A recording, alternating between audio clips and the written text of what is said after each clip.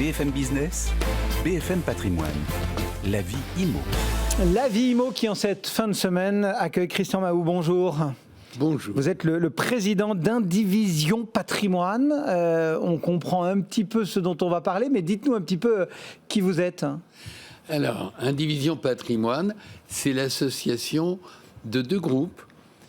Et l'un de ce groupe, c'est Ovalto. Ovalto, c'est diverses activités, l'activité de spectacle, de sport, de vignoble, et bien sûr d'une grosse activité immobilière qui est dirigée par Fabrice Paget-Domé et notre groupe qui a acquis et rénové plus de 300 immeubles à ce jour. Et on va donc parler d'indivision. Qu'est-ce que c'est que l'indivision ? Alors, l'indivision, c'est un ensemble de propriétaires qui est propriétaire d'un seul immeuble d'une manière diffuse, ce que l'on appelle des indivisaires. Et les indivisaires, au fil du temps, se multiplient. C'est ce pourquoi ces indivisaires viennent nous solliciter et nous proposer la vente de leur part indivise. Quelle est la différence finalement entre une indivision, en clair, détenir un immeuble à plusieurs, et une copropriété où, comme son nom l'indique, on détient aussi chacun une part d'une propriété, non ? Oui, c'est vrai, mais il y a une nuance. Lorsqu'on est propriétaire d'une part indivise, lorsqu'on est indivisaire, on est nombreux, on se partage d'une manière diffuse un même immeuble, un appartement, une maison, un bien immobilier. Alors que lorsque l'on est copropriétaire, on a un bien dédié dont on peut disposer à sa façon. On peut habiter, le louer, emprunter ou en faire donation, mais plus tard on verra qu'il redeviendra... En clair, il y a un cas, la copropriété, où chacun possède sa part, son appartement, enfin une part du bien, alors que lorsque l'on est indivisaire, tout le monde possède le bien, mais par petits bouts, c'est ça ? C'est cela, et personne ne peut prendre une décision pour l'autre. Donc, on gère tous ensemble ce bien immobilier. Le tout, c'est de pouvoir en sortir, c'est ça ? Voilà. Alors, comment est-ce qu'on fait pour sortir de l'indivision ? Il suffit finalement de vendre ses parts, non ? Oui, mais en fait, c'est la question la plus importante. Et le plus facile serait de vendre sa part indivise à un autre indivisaire de la même indivision.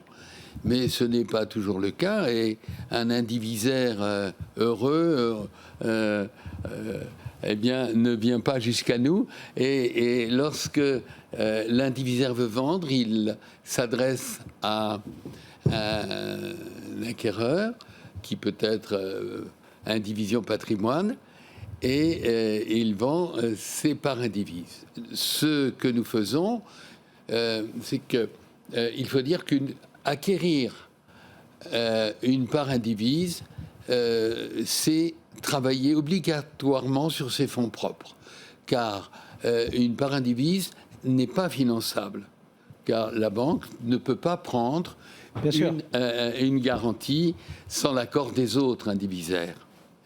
Donc, lorsque nous nous mettons d'accord sur un prix, notre spécificité, c'est de régler sur fonds propres, et j'attire l'attention des indivisaires. Bien qu'il y ait de nombreux investisseurs de grande qualité, certains contractent avec un indivisaire et attendent de rassembler l'entier immeuble, l'ensemble des indivisaires, pour faire appel au financement bancaire. Ça veut dire que finalement, sortir d'une indivision, c'est très long. Sortir d'une indivision, c'est très long, sauf que nous faisons de l'achat de l'indivision un produit comme un autre, puisque nous sommes, entre guillemets, équipés pour réaliser dans un délai similaire à celui d'une transaction traditionnelle c'est-à-dire un appartement, une maison, un immeuble, dans les mêmes délais, c'est-à-dire 2 mois et demi, 3 mois. D'accord. Donc ça permet finalement de fluidifier un petit peu ce régime de l'indivision qui a priori est plutôt assez contraignant. Quel est le coût pour sortir d'une indivision en vendant ses parts ? Alors, on vend ses parts, c'est l'acquéreur qui paye les droits, comme pour une acquisition traditionnelle. L'exemple à la précision près que lorsqu'un indivisaire achète une autre part d'indivision, les droits sont de 3,5%, 2,5% pour les droits et 1%, un peu moins de 1% pour les frais de notaire. Voilà donc pour les coûts. Juste pour terminer, est-ce que vous nous avez dit donc ce sont plusieurs propriétaires qui sont tous investis sur un même bien, etc. Ouais. Vous avez rappelé toutes les difficultés lorsque l'un d'entre eux souhaite sortir et le service que vous apportez. Pour autant, s'il y a un indivisaire qui se montre indélicat, mauvais payeur ou ceci ou cela, est-ce que les autres peuvent finalement le contraindre à sortir ? Alors, oui, s'il s'agit de l'article 815 du Code civil, qui stipule que nul n'est contraint à demeurer en indivision. Mais c'est une procédure à laquelle nous ne faisons pas appel, car nous privilégions les relations humaines, le dialogue, et car nous estimons qu'une indivision, c'est souvent une histoire de famille. Oui. Et nous n'avons c'est souvent pas... comme ça qu'on la connaît d'ailleurs. Voilà. Et nous n'avons pas comment dirais-je, à nous mêler. Et nous avons des formules, notamment la mise en copropriété. Nous revenons à la copropriété.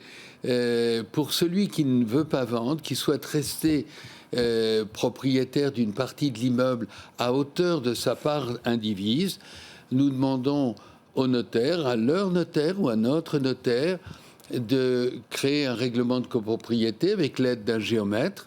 Et ainsi, nous revenons au régime de la copropriété auquel nous avons... On transforme plutôt l'opération plutôt que d'en sortir quelqu'un. Voilà. C'est plus soft et plus digne. Merci beaucoup Christian Mahou d'être passé nous détailler cette indivision, le président d'Indivision Patrimoine. Bonne fin de semaine. Merci. À très bientôt. Le marché parisien qui pour le moment progresse toujours, plus 1% pour le CAC 5943 points. On va voir dans un instant ce qu'en pensent nos traders. Et puis bien évidemment, vous n'oubliez pas les replays, les podcasts qui vous attendent et que vous pouvez retrouver à tout moment. À tout de suite. BFM Patrimoine, l'émission 100% placement sur BFM Business. BFM Business